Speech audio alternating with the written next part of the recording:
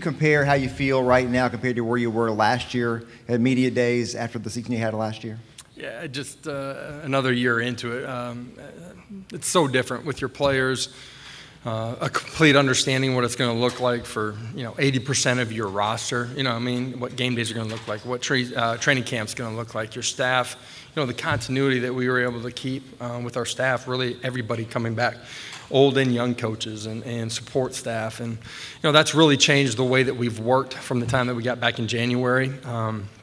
Sure, we redefined everything, but man, it was really about our daily work habits and how we grow immediately from the time that we got foot back on campus, instead of building relationships with new people. And for us, really excited about what we've done in the first 3 quarters of our off season. Excited about training camp. I think we have a great understanding of who we are, what we're about, and how we want to play in all 3 phases of the game. Now it's about competing and growing as we get into training camp. Coach, right side, back row. Michael Cobble, WBRZ TV in Baton Rouge, Louisiana. I know you faced the Tigers before. Just curious, have you ever played at or coached at Tiger Stadium, and your thoughts with that matchup? We did when I was at the University of Missouri tonight that I don't want to go back to, but excited about that. The great thing and the reason you want to coach and the reason you want to play inside of this league is you get an opportunity to go play the best, and certainly that's a great program and a great avenue or a venue to play in. It's one that when we get to that point in our season, and our coaches and players will be extremely excited about. On the aisle, third row. I gotcha. Sweet. Ben Bobick, Local 3 in Chattanooga. You preach a lot about culture and accountability. What's changed from this culture from year 1 to 2 that has this team excited and you heading into year 2? Yeah, our sense of accountability at each point, each cross section of the off season, so dramatically different than where we were the year before, and dramatically different than even where we were when we finished the season. Leadership is so different each Wednesday during our off season before we got to spring ball. It was team day, it was leadership, it was communication.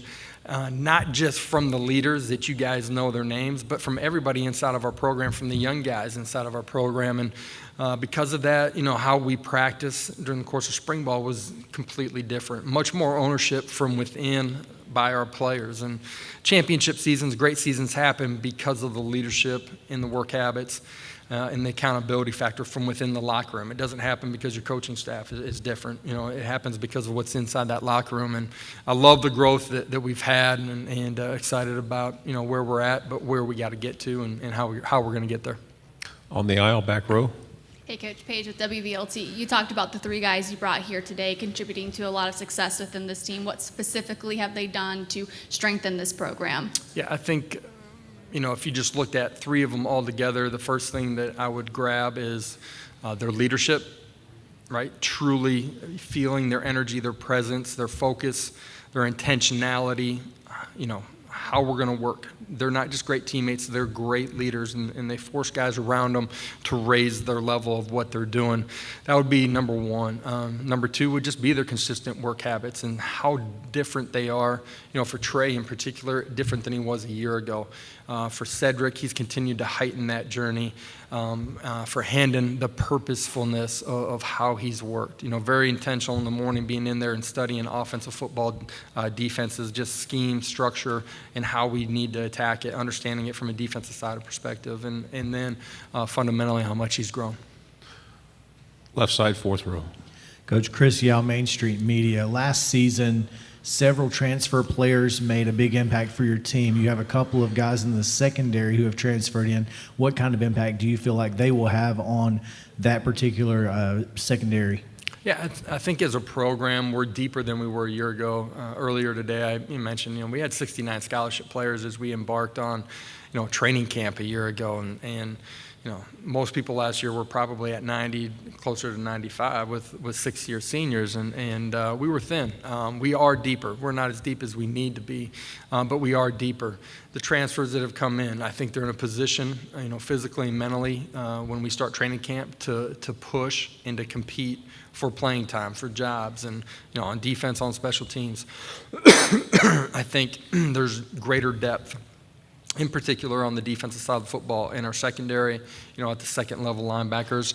And we have good competition that needs to take place on the first line with our defensive line too. And that's one of the places that we got to grow. We got to be able to affect the quarterback more on third and long situations, not with pressure, although we're going to need that at times too, but just with our front four and being able to win some of those one-on-one battles. Front row on the right. Anthony Patterson with the Atlanta Boys. With Hendon, what has impressed you since last season when you first came in until now about him? And what do you feel is the next step for him to just, take that next step? Yeah, I think for him, there's a lot of key words that you could throw out there. But to me, as much as anything, is his ability to handle every situation that's thrown at him. Positive, negative, adverse situations. It doesn't matter. He keeps coming back, and he gets better from every one of those situations. And a young man that's gained so much in confidence. I think in, what we do offensively, how we coach him, how we help build them as players and as people has had a positive impact on his performance on the field. But he's had a huge part of that in soaking those things up and really growing over the last 18 months, and so excited about his future and what he's done in the offseason to become a better player and a better leader. Front row, Coach. Good morning, Coach. AP Stidham, WHEP, Foley, Alabama. Coach, I wanted to ask you about Brew McCoy and how he's adapting to your system, and what do you see for his future? Yeah, a young man that we're excited to have in our program. He's handled himself with such poise, grace, great competitive nature since he's come into our program, and been going about his work habits the right way, and been really consistent. Extremely gifted physically, big, strong, ability to make competitive catches out on the perimeter. His best football is still a long ways ahead of him, and I say that as a positive. And really excited about getting him on the grass here as we get going in training camp. A guy that didn't have spring ball is just getting integrated into what we're doing offensively. With like some of the transfers that we had a year ago on offense, there's a growth process to understanding how we play. He's got to soak those things up and be able to handle the tempo in particular in a really positive way here early as we get going. Right side, third row. Patrick Brown with 24/7 Sports, Coach, with Trayvon making sort of I don't want to say jump in terms of leadership, but this offseason, have you kind of seen comparisons of what he's done to what Theo did last year, and do you hope that has the same kind of impact on the field in fall? Yeah, yes, and I don't. Those are lofty expectations too. Theo was a great player for us a year ago. Excuse me, and played at such an elite level. But Theo's a sixth-year guy that hadn't played a lot of football, really only special teams. His ability to understand every position on defense, not just the secondary, but every position on defense, allowed him to play extremely fast and physical and anticipate and have his eyes in the right spot. It led to him playing at a really high level, which is why he got drafted and why he's going to have a great career in the NFL. I firmly believe that. But who he was off the field and how he approached going into our building every single day is why he made those strides.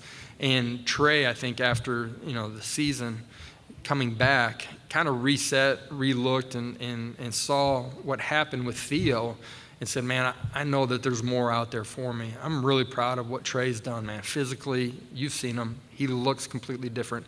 His movement on the football field is different because of how he's worked, and his best football is ahead of him. We have high expectations for him this fall. Left side, third row. Hey, Coach. Kellyanne Stitz, WATE. How do you measure growth from year one to year two, and what sort of jump do you hope the team makes from year one to year two? Yeah, you measure it in the growth, the standards that you have inside of your building. You measure that daily, weekly with your players. You put that in front of them. Physically, they can see the strides that they've made and how they've grown. But each phase, it's about each day and winning the day, winning the set, winning the rep. But that's true in everything that you're doing. It's your meals, it's your training room, it's class. And I'm really proud. The last 3 semesters, our team GPA has gone up every semester. Their best 3 semesters in the history of Tennessee football. How we're doing off the field, those things show up in what you do on the field too, and our players have bought into that. Wins, losses, I don't know. We got high expectations for this season. We want to have the best brotherhood in college football, continuing to build that culture and go out and compete each and every week. On the aisle, back row. Hey, Coach. Jamal Kennedy, WSFA 12 News in Montgomery. I want to ask you about Jordan Thomas, an incoming freshman. He's coming in. He came out of high school as a quarterback, and now you're switching him over to the defensive side of the ball. Just curious to know, your hopes for him and where you want to see him make strides here in his first year at Tennessee. Yeah, Jordan's done a little bit of everything. Part of what he did on the offense side of the ball is why you want him. He's smart. He's competitive. He cares. Man, he's grown during the course of the summer. He's very, very, very competitive. First week install, I think he felt a little bit overwhelmed. Man, he felt really good after week 2. He came up to me. He's going to make a point that I know that he had a great week. I love his energy and how he works as a young guy. We have high expectations for him to become a great player, but a great leader inside of our program too. Left side. Coach Reggie Chapman, 11 sorry. Live TV here in Atlanta. Couple questions. One, you obviously won a national championship. I'm wondering, when you played against Georgia, was there something that you saw maybe that kind of related between that team and maybe the team that you were on back in the day, and also Between Georgia? Georgia's team and the championship aspect of it, between what you had back in 2000, and I'm also wondering, I think at Missouri they played at Missouri, if I'm not mistaken, to be able to play in Athens. What's it going to be like? We played both. Played at Missouri through a late pick, got beat late, 4th down, and then I still remember that one. And then in Athens, we weren't able to sustain things offensively in the second half to keep up with them. Great program, great players. Their championship team from a year ago had a lot more draft picks than the team that I played on, certainly in the first couple of years after we won that. They're talented, they're tough, they're competitive. They had winning attributes, man. And, those are things that we're trying to build inside of our program and excited about what we've done up until this point. That'll be a great venue for college football. It is. And when we get to that point in the season, it's one that our staff and our players are going to be excited about playing. Last 2 questions. I'll be on the back row here, first on the aisle. You talked earlier about some of your top guys kind of being no names last season. Now they're on the watch list for a lot of awards. What has it been like, and how rewarding is it to see their hard work paying off, and not only you notice, but the nation does? It's the great thing, and it's one of the toughest things about college football, right? You don't have them on a long-term contract where you got them for a decade. They're out the door after 4 years, but it's a great thing too. So much opportunity, and for the guys that are here, look at their journey from where they were a year ago to where they are now, and excited about that. Really proud of them too, and it's a great thing. College football to me is such a unique sport and the greatest sport that we have. Just 18 to 22-year-olds going through that maturation process, learning how to become the person that they want to be and become the player too. And it's a great journey and one that I don't take for granted that I get a chance to be a part of, and excited about who's next, right? There's names that I maybe haven't talked about today or that you guys don't know. They're going to step up and have great seasons and play critical roles in our success.